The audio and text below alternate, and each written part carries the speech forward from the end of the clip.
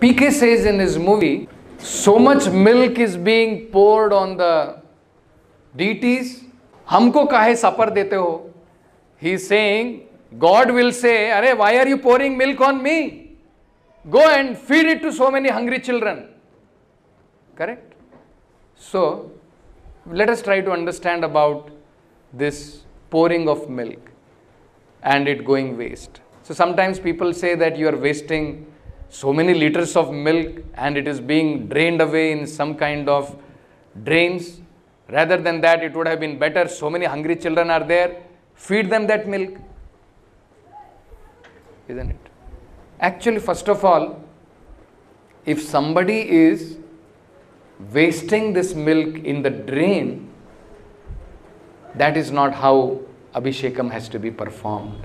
He has not understood the meaning of abhishekam. It is a misunderstanding. It is most valuable. The same milk, when it touches the lotus feet of the Lord, it is called as Charanamrit. The same river, Ganga, is considered to be very, very sacred river. Why? Because when Vamana, in his avatar, he took 3 steps. In his first step, he covered the heavenly planets. And when he was expanding his leg like this, from the spiritual world, from causal ocean, just now you saw Mahavishnu is lying on that ocean. That water dripped from there and came to earth. That is why it is called as Ganga, or the most purified sacred river. So anything, when the milk is poured on the Lord, when Panchamrit is poured on the Lord, it becomes Charanamrit, because it has touched the feet of the Lord. So Charanamrit is never drained in the nalis. It is not thrown away in the drains. It is an unfortunate management of the temple. If somebody is, that means definitely they are making Shraddha ka dhanda.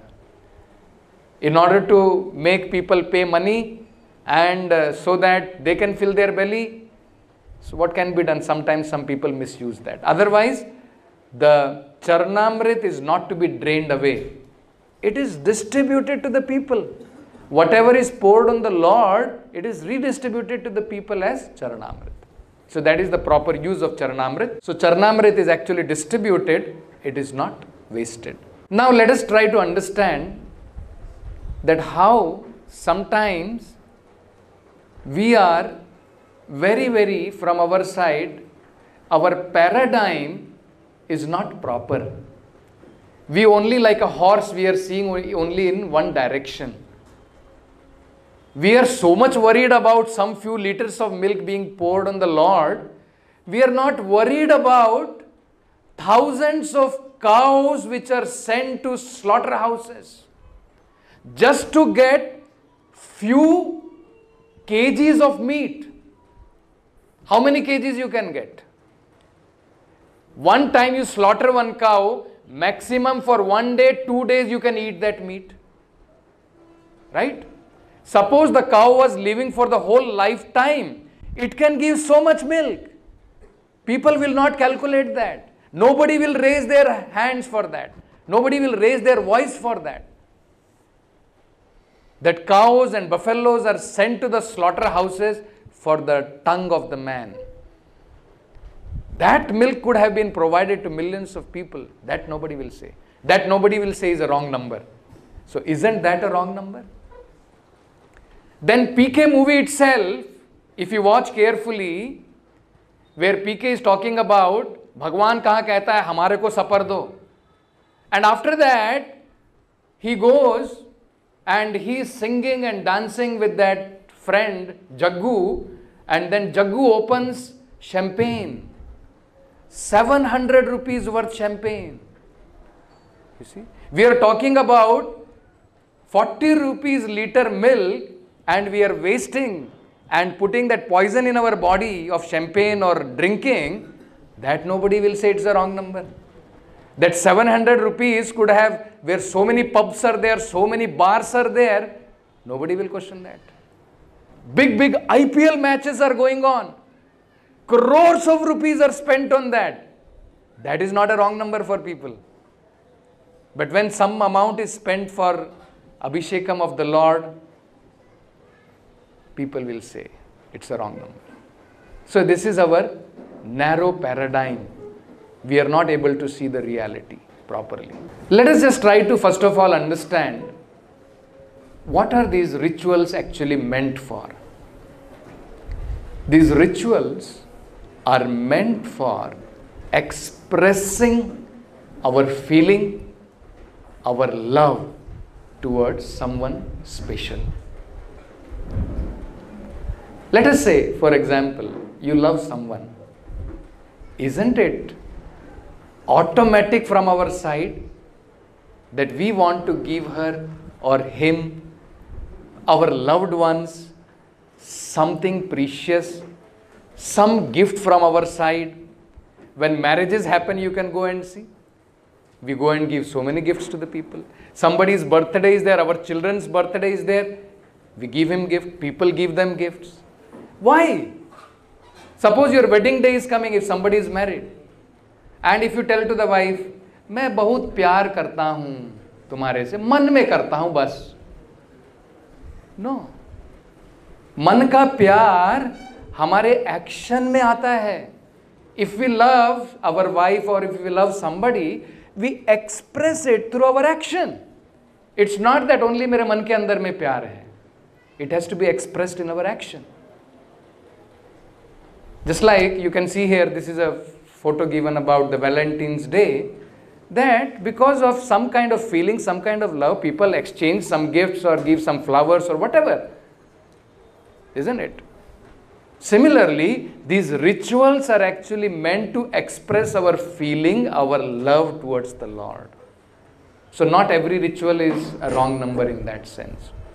I'll explain one very beautiful story from Bhagavata, which explains about we must know the reasons behind the rituals. At least the feeling we should have. It should not be done mechanically. Just like if you are giving somebody flower, you love somebody, you have a feeling of love. What you are giving is not important. The feeling behind that is more important, isn't it? It may be insignificant gift, but with what feeling you are giving, that is very important. So sometimes what happens, the rituals become mechanical and we lose all feelings. That is not proper. We should have proper bhava when we perform these different rituals. So just like when we are offering Dandavat, it is not that while offering Dandavat we are thinking something with that feeling that actually I am very subordinate, very insignificant, we offer our Dandavat like that. So one very interesting example is there where we can understand how most important thing in the rituals is the feeling, not exactly the externals. External is also required, but the feeling is the most important thing.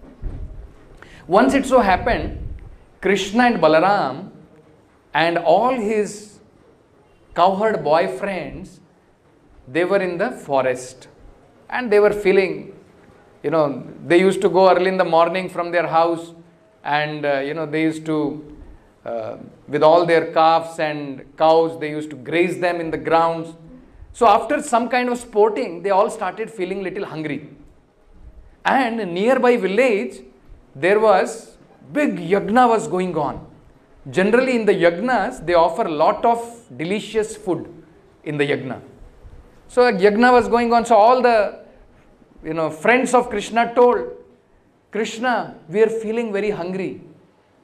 Can you not get us some food from this village nearby? So he said, okay. Go to those brahmanas. They are chanting mantras for the yagna and they are offering delicious food. You can ask them that Krishna and Balaram, they are hungry. Please give some food to offer to them. So these children went. And they are very innocent. They went to these brahmanas and asked, my dear brahmanas, Krishna and Balaram, they are nearby and they are grazing their cow, they are feeling very hungry. Can you give some food? So immediately these pandits, these brahmanas got up and started chastising left and right. You rascals, get lost from here. Are you not seeing we have not even completed our yagna? First you want it to be made jhuta? Isn't it? So they sent them out. So all of them were very depressed and they went back to Krishna. Krishna, they chastised us like anything and they sent us back. Do something for. So then Krishna said, okay, do like this. Don't go to the brahmanas. Go and meet the wives of the brahmanas. They are not some great panditas. They are not some great chanter of the Vedas. But they are my great devotees. Go to them. So Krishna and Balaram sent the boys and the boys went to the wives of the brahmanas. And they were all cooking delicious because cooking is all done by the wives in the house. So they were all cooking nicely for that yagna. The moment they went and came to know that Krishna and Balaram are hungry, even though their husband, they try to stop them.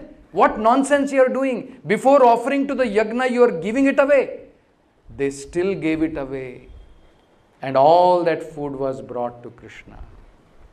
Later on, by the arrangement of Krishna, the brahmanas, foolish brahmanas, realized their mistake. That actually, whatever we are offering in the yagna is meant for the pleasure of that Supreme Lord only.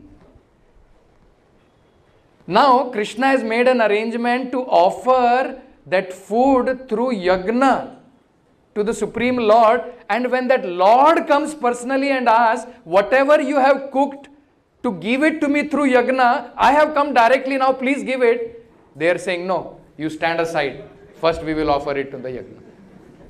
See what foolishness this is. So there they have not understood the real meaning behind the ritual. That is very important, the feeling behind the ritual. So we find today people simply keep on chanting some mantras, they have no understanding, some rituals they do. That is wrong. With understanding, with proper scientific understanding, we should do these rituals. So this is what we can try to understand from this.